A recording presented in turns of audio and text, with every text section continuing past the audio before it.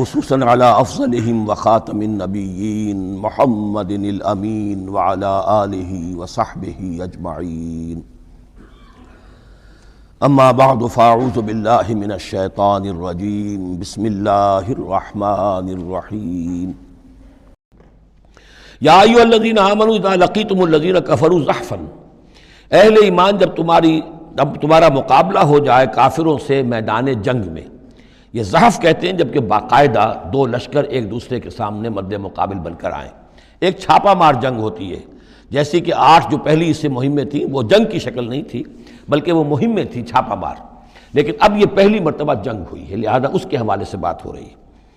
یا ایھا الذین آمنوا اذا لقیتم الذین کفروا زحفا فلا تولوہم الادبار، تو تم ان کو پیٹھ مت دکھاؤ، پیٹھ مت موڑو. مطلب یہ کہ کھڑے رہو، ڈٹے رہو، مقابلہ کرو، جان چلی جائے لیکن یہ کہ پیچھے قدم نہ ہٹے.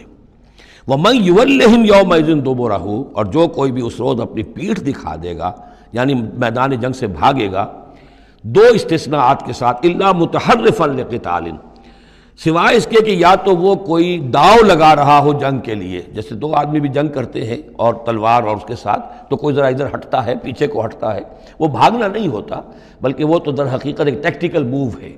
وہ تو ایک اپنے داؤ کے لیے ذرا پیچھے ہٹنا، اب اس وقت میسرہ کو پیچھے کر لیا جائے اور جو میمنہ ہے اسے آگے بڑھایا جائے، یہ بات اور ہے.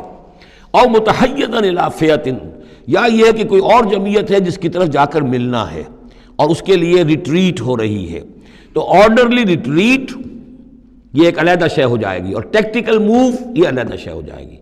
تو آرڈرلی ریٹریٹ اور ٹیکٹیکل موو، ان دو کے سوا اگر کوئی بھگدڑ کے اندر کوئی جان بچا کر بھاگا فقط باب غضب من اللہ، تو اس نے تو اللہ کا غضب جو ہے وہ کما لیا. ومأواہ جہنم، اس کا ٹھکانہ جہنم ہوگا. وبئس المصیر، اور وہ بہت ہی برا ٹھکانہ ہے. اب یہاں وہ بات آ گئی، فلم تقتلوہم، اے مسلمانوں تم نے انہیں قتل نہیں کیا، ولکن اللہ قتلہم، اللہ نے انہیں قتل کیا. ویسے تو یہ کہ فاعل حقیقی اللہ ہے، ہم جو کام بھی کرتے ہیں اور جس شے کے اندر بھی کوئی تاثیر ہے وہ اللہ ہی کی وجہ سے. لا فاعل فی الحقیقت ولا مؤثر الا اللہ، عام حالات میں بھی یہ ہے، لیکن یہ خاص حالات تھے جن میں اللہ تعالیٰ کی خصوصی مدد آئی ہے. فلم تقتلوہم ولکن اللہ قتلہم وما رمیت اذ رمیت ولکن اللہ رما. اور اے نبی آپ نے بھی جو کنکریوں کی مٹھی بھر کر پھینکی تھی، آپ نے کنکریاں لیں اپنی مٹھی میں اور پھینکا کفار کے لشکر کی طرف. شاہت الوجوہ، چہرے جو ہیں بگڑ جائیں. تو یہ پتہ نہیں کہاں تک اللہ نے ان کنکریوں کو پہنچایا ہے. تو فرمایا اور آپ نے جب وہ کنکریوں کی مٹھی پھینکی تھی، ما رمیت اذ رمیت، آپ نے نہیں پھینکی تھی، ولکن اللہ رما، یہ تو اللہ تعالیٰ نے پھینکی تھی. ہاتھ ہے اللہ کا، بندہ مومن کا ہاتھ. وَلِيُبْلِيَ الْمُؤْمِنِينَ مِنْهُ بَلَاءً حَسَنًا، تاکہ اللہ تعالیٰ اہل ایمان کے جوہر نکھارے، ان کے اندر کی چھپی ہوئی جو صلاحیتیں ہیں، مخفی ہیں، انہیں اجاگر کرے. یہ ذرا نوٹ کر لیجئے، بلا یبلو کے معنی ہوتا ہے آزمانا، تکلیف میں ڈال کر کسی آزمائش میں.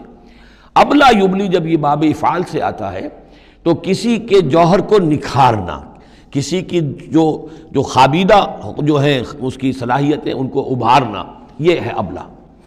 لیبلی المؤمنین منہ بلاء حسنا، تاکہ اللہ تعالیٰ خوب اہل ایمان کے اوپر ان کے جو ہے جوہر نکھارے.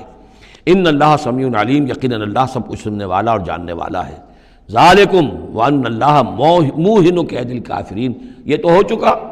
اب اس جنگ کا جو نتیجہ تھا قریش تم نے دیکھ لیا، لیکن آئندہ بھی سمجھ لو اللہ تعالیٰ کافروں کے تمام چالوں کو ناکام بنا دے گا. یہ اہل ایمان سے بھی خطاب ہو گیا اور یہ کہ کفار کے لیے بھی. اور پھر کفار سے خطاب ہے، ان تستفتحوا فقد جاءکم الفتح. اصل میں ابو جہل جو لشکر کا وہ سمجھیے کمانڈر ان چیف کی حیثیت سے آیا تھا، اسے اتنا یقین تھا کہ میں نے اتنی تیاری کی ہے، اتنا ساز و سامان ہے کہ ہم مسلمانوں کو کچل کر رکھ دیں گے. تو پہلے سے پروپیگنڈا شروع کر دیا تھا، یہ یوم الفرقان ہوگا، یہ پتہ چل جائے گا اللہ کس کے ساتھ ہے. اللہ کو تو وہ بھی مانتے تھے، اللہ کے ساتھ دیویوں دیوتاؤں کو مانتے تھے نا، اللہ کے منکر تو نہیں تھے. لیکن یہ کہ ادھر اللہ ہی اللہ تھا، ادھر اللہ کے ساتھ اور منات اور دیوتا وہ بھی تھے. تو یہ کہ اللہ کس کے ساتھ ہے یہ ثابت ہو جائے گا. یعنی وہ اتنا یقین تھا اسے، جیسے 65 کی جنگ میں لاہور، فال آف لاہور دکھا دیا گیا BBC ٹیلی ویژن کے اوپر، یہ ہو چکا. لاہور جو ہے اس پر تو بھارتی فوج کا قبضہ ہو چکا، اتنا یقینی تھا. اسی طرح اس نے یوم الفرقان کہا. تو اسی کو اللہ تعالیٰ نے یوم الفرقان بنا دیا تاکہ منکشف ہو جائے یہ بات، مبرہن ہو جائے کہ اللہ کس کے ساتھ ہے۔ اس اعتبار سے اس کی دعا بھی بڑی عجیب ہے جو اس نے آ کر بدر سے ایک رات قبل جب کہ حضور بھی دعا مانگ رہے تھے اور طویل ترین سجدہ کیا تھا، اس نے بھی دعا کی تھی، اور وہ دعا جو ہے وہ موحدانہ دعا ہے، اس میں کسی لات عزا حبل منات کا کوئی تذکرہ نہیں۔ اللہم، اے اللہ، اقطعنا للرحم وعین الغدات، جس نے ہمارے رحمی رشتے کاٹ دیے ہیں کل تو اسے ذلیل و خوار کر دے۔ یعنی اس کا جو سب سے بڑا چارج تھا، الزام تھا حضور پر، وہ یہ تھا کہ اس شخص نے آ کر ہمارے خاندانوں میں تفریق پیدا کر دی، بھائی کو بھائی سے جدا کر دیا، ایک بھائی مسلمان ہو گیا وہ علیحدہ ہو گیا، باقی بھائی کافر ہیں، ایک دوسرے کے دشمن ہو گئے، ماں باپ سے اولاد کو جدا کر دیا، شوہر کو بیوی سے کاٹ دیا، بیوی کو شوہر سے کاٹ دیا۔ ہماری طاقت تھی، ہمارا قبیلہ تھا، ہم قریش تھے، ظاہر بات ہے کہ قبائلی زندگی میں اتحاد، یکجوئی، یہی تو چیزیں ہوتی ہیں ساری کی ساری کہ جس کی وجہ سے ان کی ساکھ ہوتی ہے۔ تو اس نے تو آ کر ہمارا ستیہ ناش کر دیا۔ اقطعنا للرحم، جس نے رحمی رشتے کاٹ دیے ہیں ہمارے، فاہنہ الغدات، تو اے اللہ کل اسے ذلیل و خوار کر دیجو۔ یہ دعا تھی ابو جہل کی۔ بہرحال اللہ تعالیٰ اب ان سے خطاب کر کے کہہ رہے ہیں کہ اے مشرکین مکہ، ان تستفتحوا، اگر تو تم چاہتے تھے کہ فیصلہ ہو جائے، فقد جاءکم الفتح، تو فتح فیصلہ ہو چکی، فیصلہ اللہ کا آ چکا، معلوم ہو گیا کہ حق کدھر ہے باطل کدھر ہے۔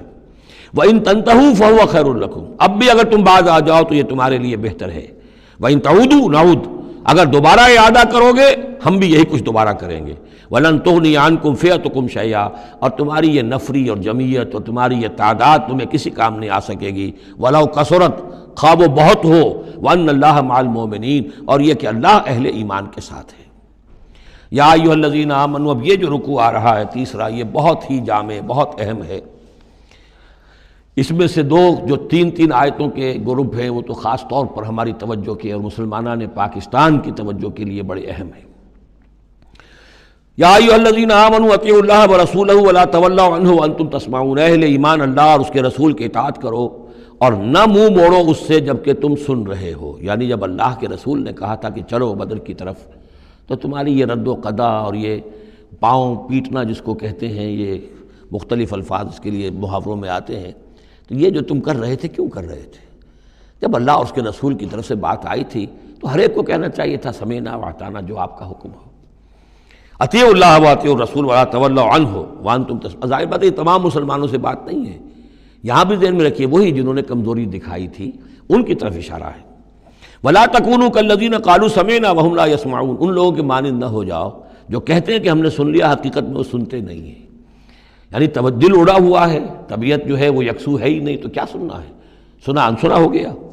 ان شر الدواب عند اللہ الصم البکم الذین لا یعقلون، یقیناً تمام چوپایوں میں بدترین اللہ کے نزدیک یہی لوگ ہیں جو بہرے ہیں، گونگے ہیں اور عقل سے کام نہیں لیتے۔ اب یہ منافقین ہی کی طرف اشارہ ہو رہا ہے۔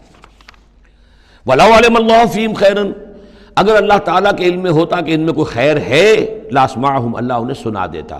وَلَوْ أَسْمَعَهُمْ، اگر اللہ انہیں سنا دیتا، لَتَوَلَّوْا، پھر بھی پیٹ موڑ جاتے، وَهُمْ مُعْرِضُونَ، وہ ہیں ہی اعراض کرنے والے۔ یہ گویا کہ چند آیات ہیں کہ جس میں خاص طور پر جو لوگ بھی اس وقت ریلیکٹنٹ تھے، جو بھی کسی طریقے سے اس میں جھجک رہے تھے، ان کے لیے تنبیہ۔ بارک اللہ لی ولکم فی القرآن العظیم ونفعنی وإیاکم بالآیات والذکر الحکیم۔